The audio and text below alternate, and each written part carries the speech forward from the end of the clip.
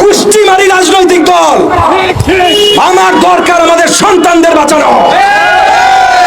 আমি বিএনপি বুঝি না, আমি এনডিএম বুঝি না, আমি গণ অধিকার পরিষদ বুঝি না, এবি পার্টি বুঝি না, মুসলিম লীগ বুঝি না, জামাত বুঝি না, কোন দল বুঝি না।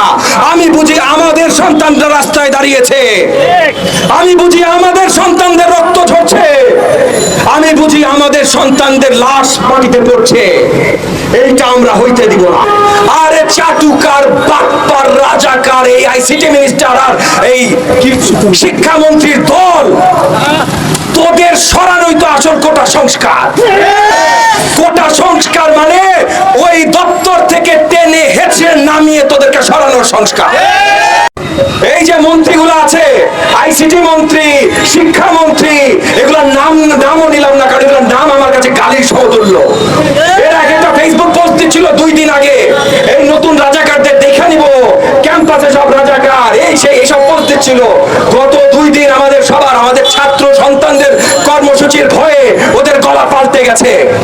এখন আর ওরা আমাদের ছাত্র সন্তানদের রাজাকার বলা সাহস পাচ্ছে না। এখন ওরা কি বলছে? বলছে তোমরা সাবধান হও, তোমাদের আন্দোলনকে অন্য মোড় দিতে চেষ্টা করা হচ্ছে, সরকার বদলের চেষ্টা করা হচ্ছে।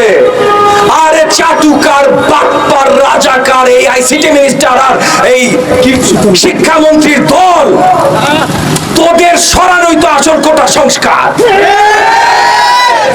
2 নাম্বারই ভারতীয় রাজাকারী কোটায় তোরা আজকে সরকার পরিচালনা করিস।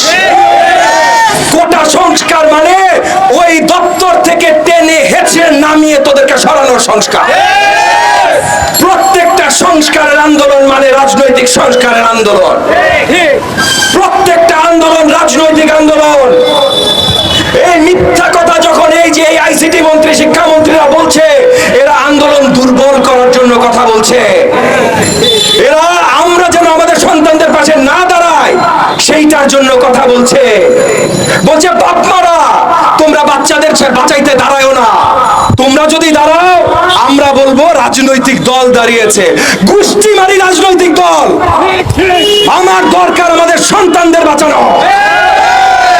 আমি বিএনপি বুঝি না, আমি এনডিএম বুঝি না, আমি গণ অধিকার পরিষদ বুঝি না, এবি পার্টি বুঝি না, মুসলিম লীগ বুঝি না, জামাত বুঝি না, কোন দল বুঝি না। আমি বুঝি আমাদের সন্তানরা রাস্তায় দাঁড়িয়েছে, আমি বুঝি আমাদের সন্তানদের রক্ত ঝরছে, আমি বুঝি আমাদের সন্তানদের লাশ মাটিতে পড়ছে। এইটা আমরা হইতে দিব না। প্রয়োজনে আমাদের বীর আবু সাইদের মতো বুক ছিঁড়ে দিয়ে দাঁড়াতে হবে। গুলি মারলে আমার গায়ে মার, আমার ছাত্র সন্তানদের গায়ে যেন একটা গুলি না হয়।